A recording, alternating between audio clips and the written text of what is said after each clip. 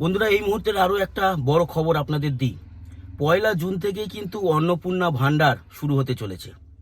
অনেকের মনে অনেক প্রশ্ন যে এই অন্নপূর্ণা ভাণ্ডার পেতে গেলে কি নতুন করে আবার আবেদন করতে হবে? আপনাদের জানিয়ে রাখি যে না, আবেদন করতে হবে না। হ্যাঁ, এই মাসে হয়তো আপনারা পাচ্ছেন না, কিন্তু 1 জুন থেকে প্রসেস শুরু হয়ে যাবে। প্রশ্ন হলো, সবাই কি পাবেন?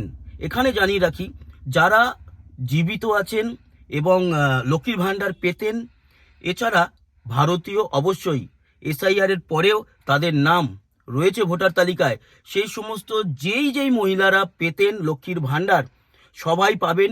3,000 টাকা করে পাবেন।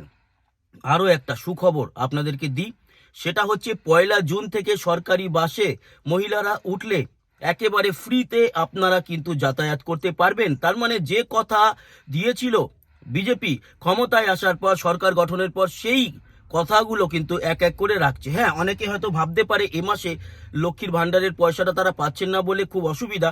এটাও আপনাদের জানিয়ে রাখি, আজকের এই একটা মাস যদি একটু অসুবিধা হয়, পরের মাসে আপনি তো ডবল পাচ্ছেন, 3,000 টাকা পাচ্ছেন, এবং তারপর থেকে 3,000 টাকা করে পেতে থাকবেন। তাই টুডেস পেন টুমোরোজ গেইন, মানে আজকের একটু কষ্ট আগামী দিনের জন্য অনেক অনেক ভালো আসতে চলেছে। মাফ করবেন, আসতে চলেছে আপনাদের জন্য। তো সেক্ষেত্রে আমি বলবো এ মাসের যে আপনারা পাচ্ছেন না, এটা বড় কোনো ব্যাপার নয়। আর যেই বিষয়টা বলবো সেটা আপনারা খেয়াল করুন, শুরু হয়েছিল 2021-এ 500 টাকা থেকে, তারপর 1,000, তারপর 1,500, আর এক ধাক্কায় ডবল হয়ে যাচ্ছে। এবং অন্নপূর্ণা ভাণ্ডারের এখন যে সার্ভার, তাতে কিন্তু কাজ হবে।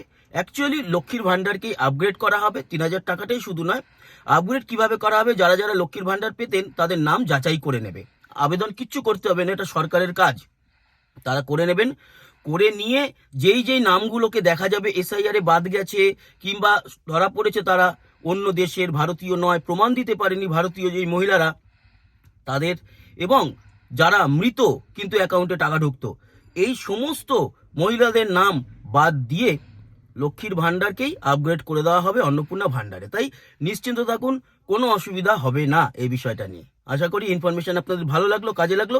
সবাই ভালো থাকবেন, সুস্থ থাকবেন। আবার দেখা হচ্ছে, ততক্ষণের মতো টাটা।